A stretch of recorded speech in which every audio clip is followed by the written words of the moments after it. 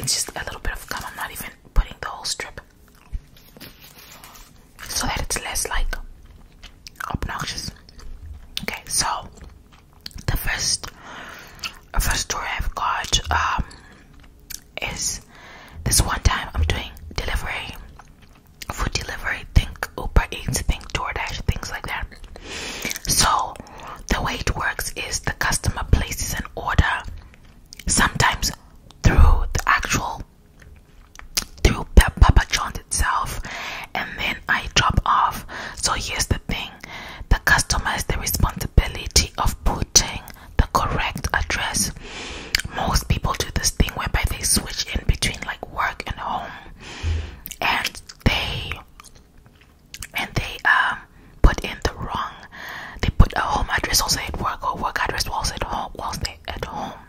And if you don't catch it soon enough, there's nothing that anyone can do for you. So I mean, yeah, basically. So the way the algorithm works is that it's going to match the best driver and the best restaurant and the best location. So I'm just gonna use like very crazy places. Like I'm gonna use New York because I feel like a lot of people at least kind of know a little bit about New York City. So if someone lives in Brooklyn but they work in Manhattan, right?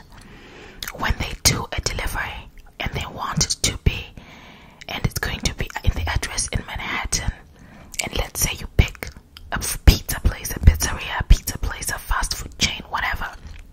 Those chains where that store is in many places, not a unique restaurant. So you go ahead and you pick your Chipotle. The app is going to look for the shortest distance, basically, to say where are the drivers in Manhattan, what Chipotle are they close to the drivers, and also the delivery address at the workplace in Manhattan. Midtown, we're talking about Midtown here. So they're gonna end up just picking somebody there. So if someone reaches out to the driver and says, hey, actually I live in Brooklyn, can you bring the order in Brooklyn? That's completely like far out of the driver's reach. And I'll explain this part.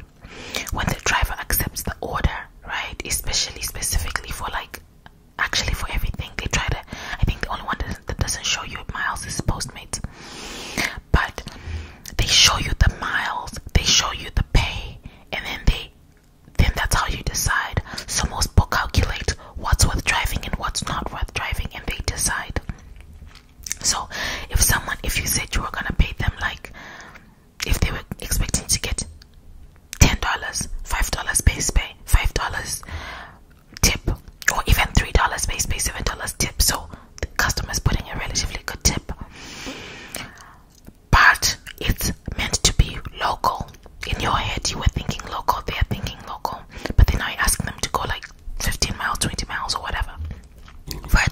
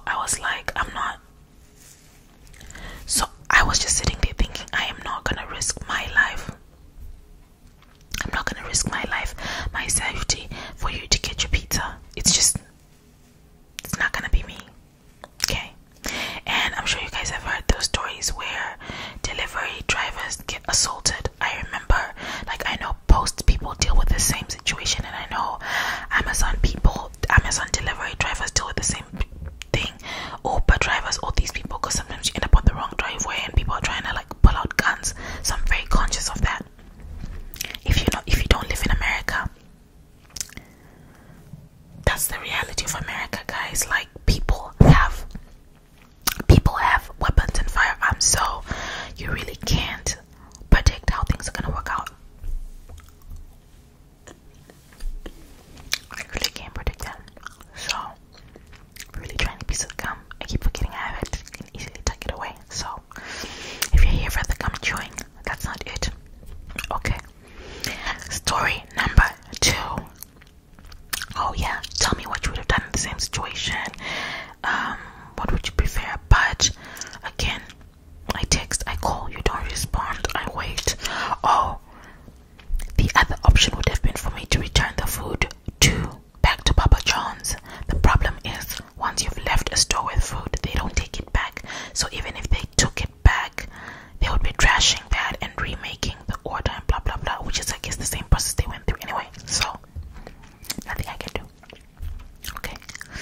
Experience number 2. This time I'm walking in, I'm picking up. I just walk in and what do I see? I get in. There are these 2 guys, both about like double my height. Okay, not double my height, but like it feels that way. When you're 5'3", anyone who's around 6 foot feels like they're double your height. They're not. Okay, so these guys are both around like 5'10", 5'11" in height. And one is at the register. I'll call the one at the register J, and then there is the customer. I'll call him C. So I get into the place. I stand behind one short guy who's like about my height, tiny guy, petite guy. Okay, sorry. I stand behind petite guy. We're waiting in line, and C is being helped by J. Okay, but C is like ripping the boxes and throwing it on the floor, and ripping the pizza and throwing it on the floor whilst he's holding the boxes. Like, I can't even explain to you guys. Trying to make sense of what was happening. Like, my brain was failing to compute. The guy's throwing this stuff on the floor and it's just everywhere. I have a picture. I'll put the picture for sure this time, guys. So he's ripping the pizza, he's throwing it all on the floor. And then Jay is behind the counter. Jay comes around, he's like, get the F out of here. What the F are you doing, you A? Like, he's basically cussing. And he's kind of like coming up. He's ready to fight, like at least like push or shove or something. Like, you can tell he's ready to fight. And then you can also see, I could see that Jay knows how to fight. Okay, Jay knows how to fight. Jay is not scared. Jay is mad. C thought he was mad, but he wasn't as mad as Jay. He was mad.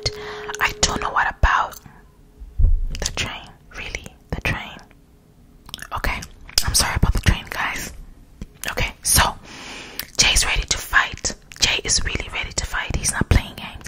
He's coming around, he's like, get the F out of here and everything. And C's kind of backing up. And then he turns, he looks at the door. He opens the door, he steps out. Jay follows, yells some more cuss words, and then says, you filthy pig, and walks back inside and closes the door, kind of slams the door and walks back inside. He's coming back behind the counter. To me, it looked like Jay was processing a refund of some sort for C. Okay, so C comes back. He's like, what did you call me? And like, Jay is already saying, I will call the cops. I'm gonna call the cops on you. Yeah, get out of here. So C's come back, what did you call me? At that point, Jay has kind of retreated behind that counter. But then Jay's like, this person still wants to like do this. So Jay's coming back out on the other side, like coming back out of the little counter, coming out, and this time Jay wants to swing. This is not shoving. It wasn't impulsive. You know people who can fight, they easily take up that fighting stance. You can see Jay is, one leg in, like, feet are wide apart, one leg in front of the other, leaning back a little bit, and hands, like, he's clenching his hands. He's ready to defend and, throw a jab. And I always laugh because I always say that people who fight in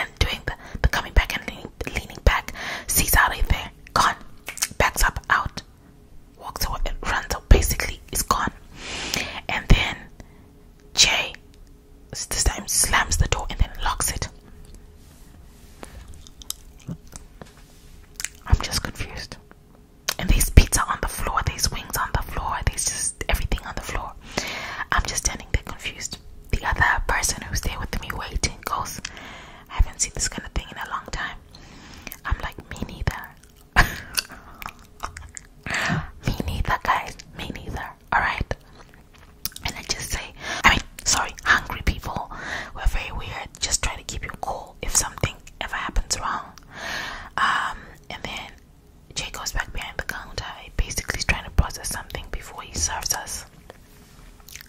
I don't have the backstory. I don't know what they were fighting about. All I can think is the reaction was not necessary. It wasn't. It wasn't.